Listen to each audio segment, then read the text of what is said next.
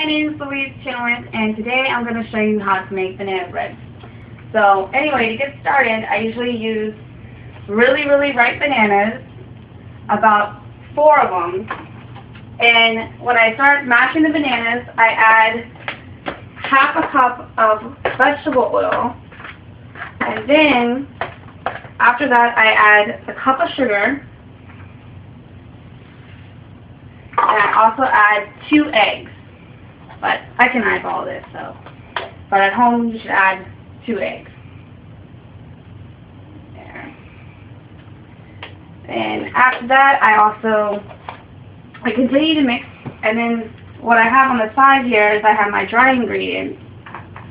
And so you would need 2 cups of flour and 1 teaspoon of baking powder, 1 teaspoon of baking soda. Then you would also need about, a teaspoon of salt. So I add all that in my dry ingredients. And then I'm going to add a tablespoon of milk. You don't need that much milk because you're going to get a lot of juices from the bananas and the berries. And I usually add the berries in last.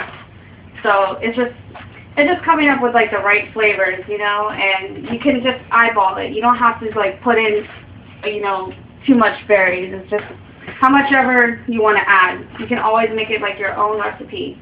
Oh, and you can also add a little bit of vanilla if you want.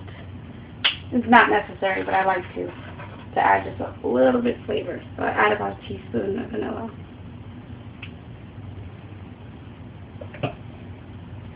And then I'm going to add my milk. And then I'm going to add a little bit of cinnamon.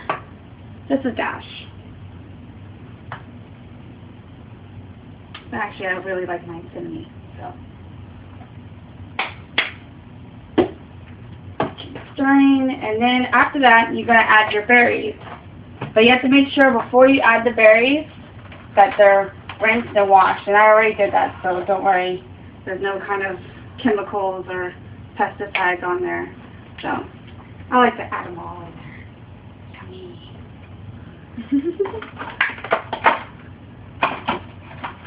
Oh, careful. I also like to squish them in there, so it kind of like changes the color.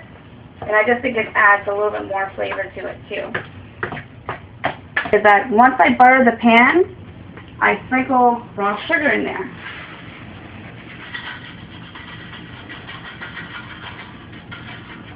Now once I pour the batter in the pan, I'm also going to sprinkle it on top.